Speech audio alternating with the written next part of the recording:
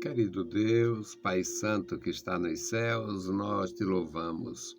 Obrigado, meu Senhor, por mais um dia que tu nos concede. Obrigado pela tua igreja, obrigado, meu Senhor, pelos nossos irmãos, nossos ouvintes, ajudadores. Guarda, meu Senhor, os nossos irmãos em todo lugar. Manifesta o teu poder na vida da igreja, na cidade. Manifesta a tua glória, Senhor, no meio dos remidos. Nos ensina a esperar na tua bondade, na tua misericórdia. Nos dá graça, Senhor, no nosso serviço, na pregação, no ensino. Nos dá graça, Senhor, na evangelização, meu Senhor, na proclamação dos teus atos poderosos. Nos dá graça, ó Deus, para fazer o teu trabalho, a tua obra, Senhor.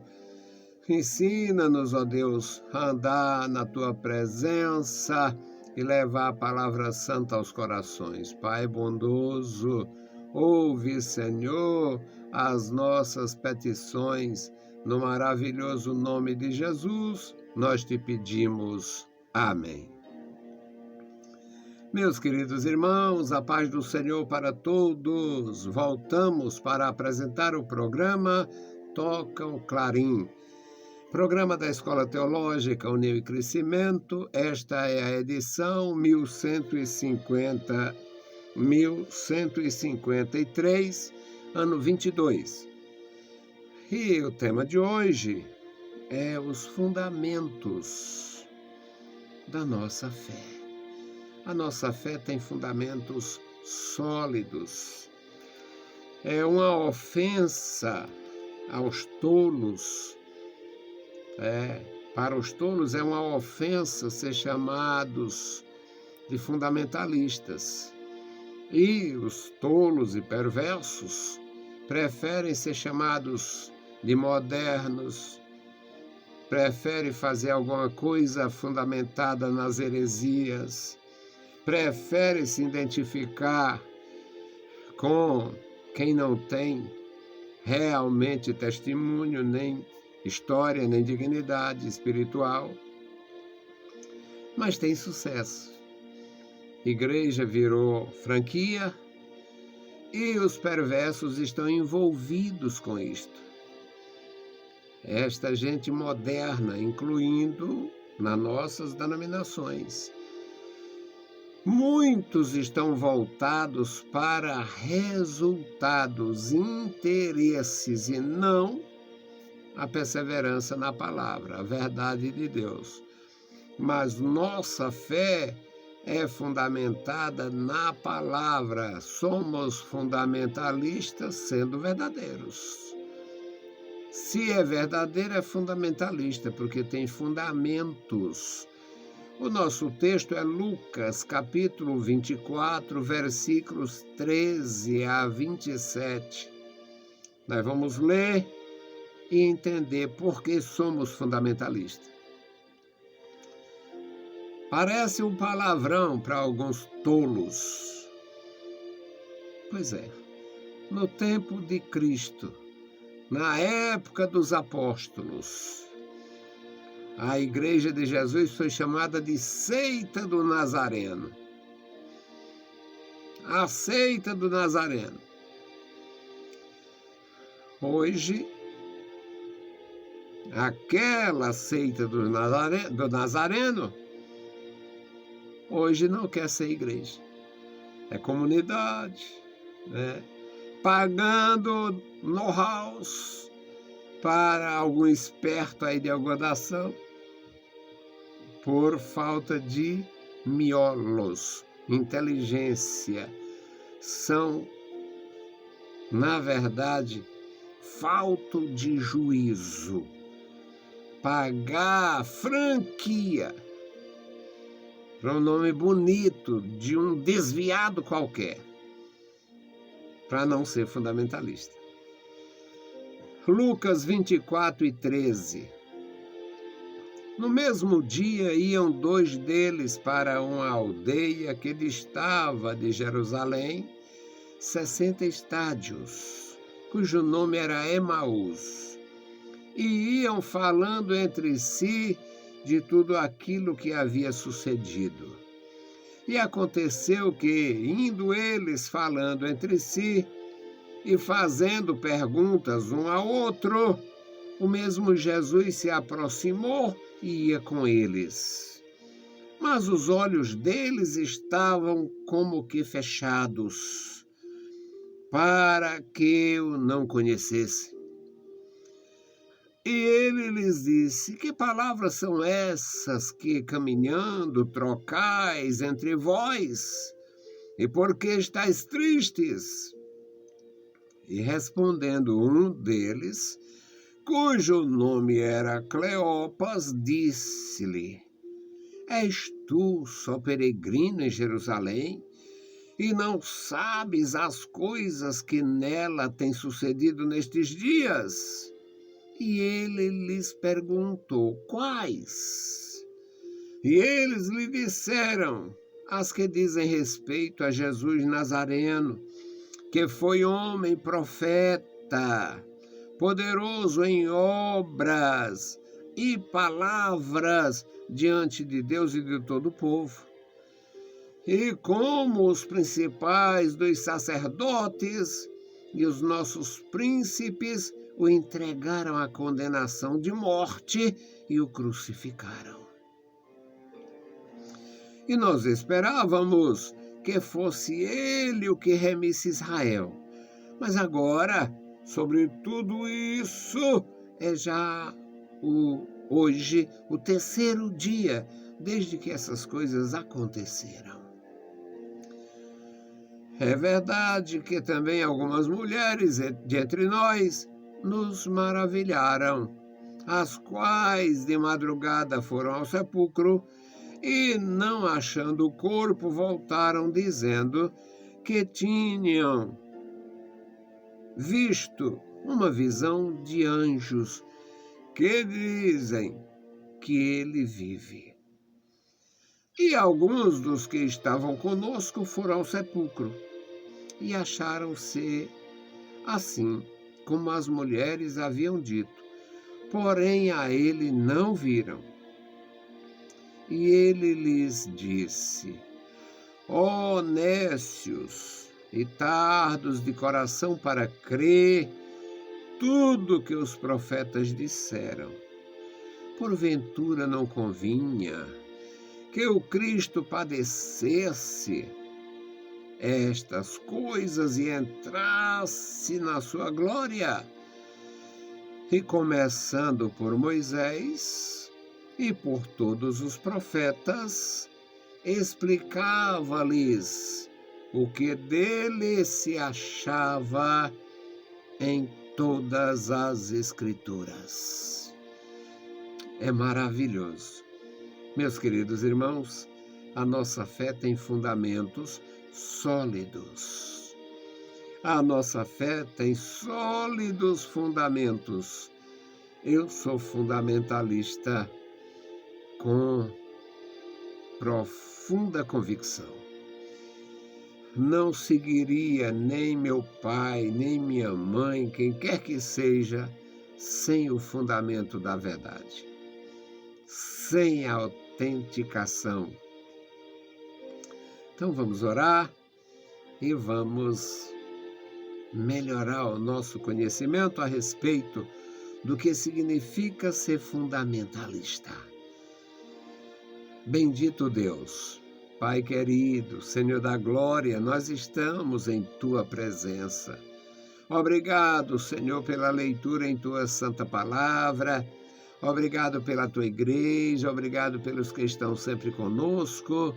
Obrigado, Senhor, pelos que fazem parte, Senhor, da Tua igreja, do santo ministério.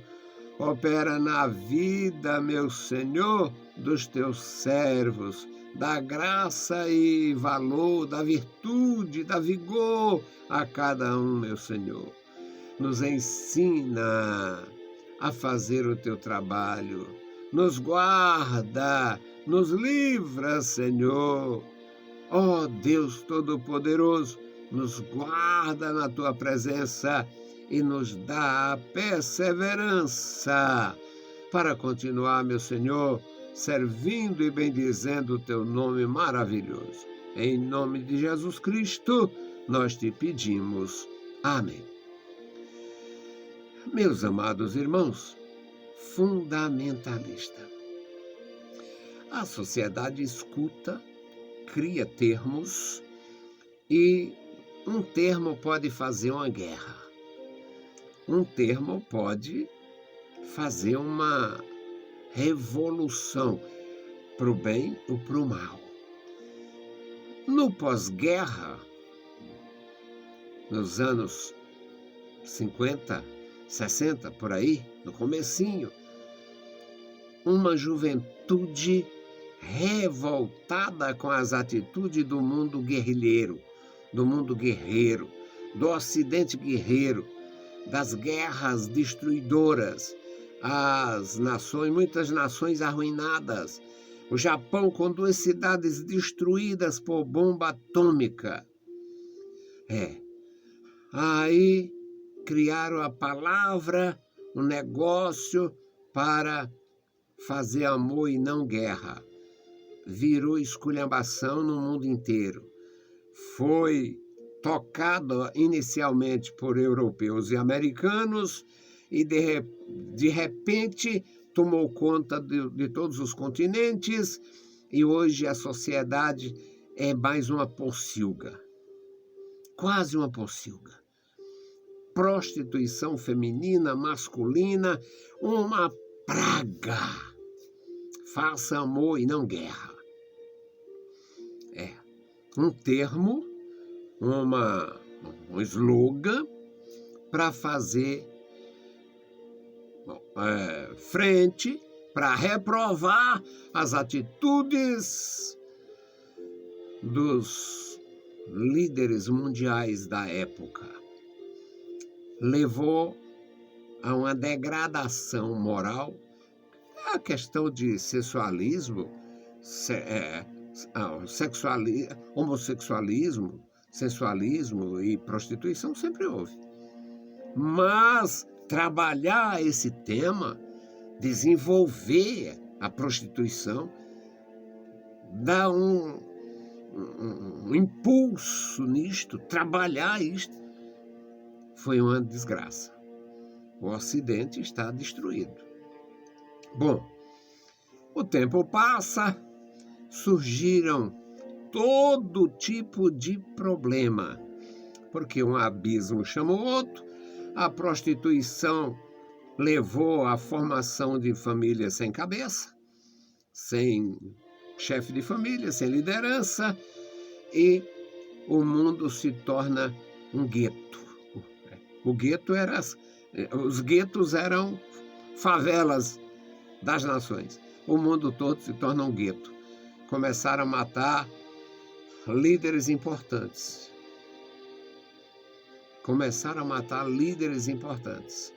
E a sociedade foi afundando. O tempo passa, aí vem uma valorização da democracia.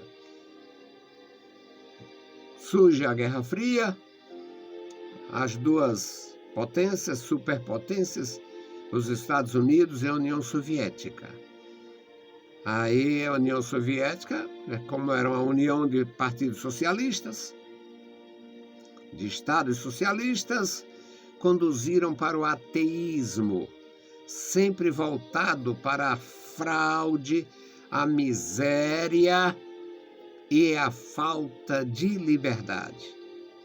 A Alemanha Federal era democrática. E a Alemanha democrática era uma ditadura satânica. Até caiu o Muro de Berlim. E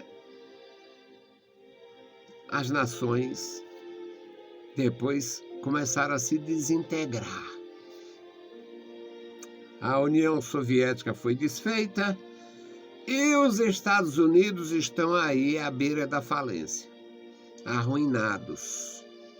arruinados. A maior nação da Terra, a maior economia do mundo, agora está em frangalhos, arruinada. O vídeo não tem função política, não, mas é para mostrar essas coisas como são ruins, como é terrível isto. O tempo passou e veio uma carga de desprezo à fé. As prostitutas do amor livre, as meninas, as garotas, uma roupa grande, era varrendo o chão. A moda hippie, a moda dos hippies ou hippies, era fazendo amor na rua, na praia, na calçada, onde tivesse. E começaram a abominar a fé, e hoje é um desastre. As nações que tinham, digamos, um padrão cristão do catolicismo ou do protestantismo também se desintegraram. A maior nação católica da Terra era o Brasil. Não era a nação maior do planeta, mas do catolicismo.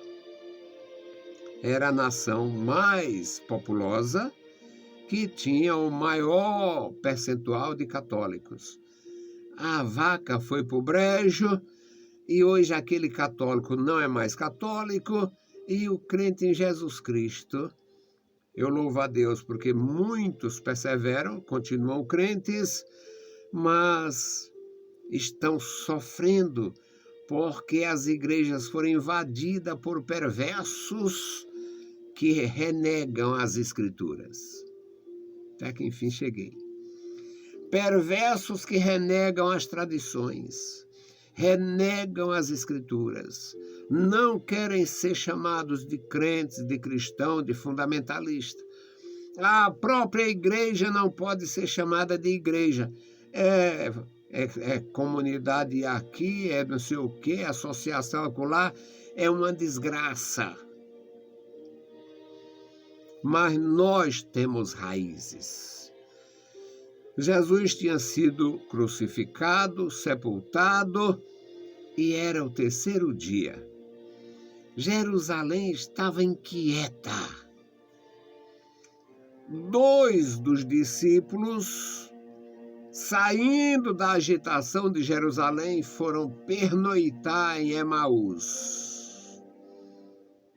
E, já escurecendo, eles, amparados, que era assim que se viajava, cobertos, foram falando entre si do que havia acontecido. De repente, eles observam uma terceira pessoa com eles andando, que também era natural, era comum uma pessoa sair de uma daquelas estradas e se encaminhar para o lugar que era o seu destino, indo com os outros, em companhia dos outros. E aquele estranho viajante diz: o que é que vocês estão falando aí mesmo? Aí um deles diz: agora estranho é você.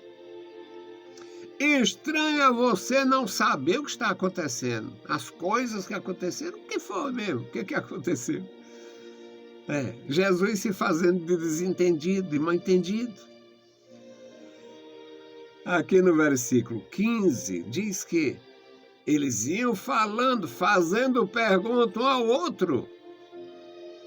Rapaz, e aí, o que tu pensa mesmo? Como é que está o seu coração? O que você está pensando? Como é que vai ser? Aí o viajante estranho, desconhecido, diz: que palavras são essas? O que está acontecendo? Aí o Cleopas, ou Cleófas, diz: mas tu é de onde mesmo? Que? Agora estranho é você não saber. Tu é só peregrino? Está em Jerusalém só peregrinando? Não sabe das coisas? O que foi? O que é? As coisas que aconteceram. A morte de Jesus, o profeta. Nós esperávamos que ele fosse a solução. Varão, profeta, poderoso em obras, poderoso em palavras, diante de Deus, diante do povo. Mas foi rejeitado. Os nossos principais sacerdotes, nossos anciãos, entregaram ele para ser morto e foi crucificado. A gente esperava a solução, mas hoje já é o terceiro dia. Muito embora a gente ouviu, nós ouvimos que as mulheres foram ao sepulcro e não acharam ele. O corpo não estava lá. Elas falaram que tiveram uma visão de anjos que diziam que ele está vivo. Mas não sabemos. 2 dos nossos foram lá e parece confirmar o que as mulheres disseram, mas também não encontraram com ele, não viram. Aí Jesus, com a rispidez de um mestre, a rispidez de um rabino que ensinava e reprovava o nécio, Jesus diz: ó nécios, ei, nécios, tardos de coração para crer na mensagem profética. Vocês não sabiam, não? Vocês não creram? Não estavam compreendendo o que os profetas disseram? Não é necessário, não está escrito que era necessário que o Cristo padecesse para entrar na sua glória. E começando por Moisés, por todos os profetas, explicava-lhes o que dele se achava, estava escrito nas Escrituras. Meus queridos irmãos, nós somos fundamentalistas ou não somos discípulos. O fundamento é este: Moisés. Ó nécios, deixem de ser estúpidos, tolos, querendo transtornar uma igreja, uma denominação para satisfazer a estupidez. É estupidez desmontar, desconstruir, arruinar uma igreja tradicional. Igreja batista é um peso para o nécio, para um estúpido, para um tolo. Aí ele vai botar church. A igreja church. Church é a igreja, seu animal estúpido. Qual a diferença de igreja em português para igreja em inglês? A diferença não existe. É estupidez. Church. Para enganar o quê? Para enganar quem? Daqui uns dias A Assembleia de Deus estará pagando pelo caminhar, pelo desenvolver da carruagem, pelo ritmo da carruagem. Quem sabe a Assembleia de Deus vai pagar know-hows a estúpidos para não ser fundamentalista. Igreja conduzida por tolos, igreja conduzida por estúpidos, igreja conduzida por avarentos, só pensa naquilo, no cifrão. Só pensa no dinheiro, só pensa no poder econômico, só pensa em patrimônio, só pensa em tirar proveito do rebanho de Deus. É fundamentalista? Não, mas explora os que têm a fé fundamentada. Jesus nem precisou se identificar. Usou a autoridade, nécios, corações duros, tardos, retardados. Tardos de coração, retardados. Estranho a revelação. Não convinha que o Cristo padecesse todas estas coisas e entrasse na sua glória. Aí começou por Moisés. O fundamento, Moisés. Vai para os profetas, fundamento profético. Aí vem para o acontecimento do seu santo ministério. Milagres, a palavra. Eles não revidaram. Eles não tinham como revidar. Nessa é o Senhor, nessa é tu. Se fosse hoje revidam. Meus amados irmãos, bem-aventurado quem tem o fundamento da palavra de Deus. Bem-aventurado quem não trai o Senhor. Bem-aventurado. Nossa oração hoje é pela família da irmã Maria Ferreira. Vamos orar por ela, orar pela sua família, suplicar a bênção do Senhor. Eu sei que, em alguns casos, o pessoal pensa, esse senhor não podia nem falar no meu nome, porque a mensagem é assim. Mas, meus amados irmãos, nós temos a necessidade de expor a palavra, até mesmo nos expondo. Vamos orar uns pelos outros.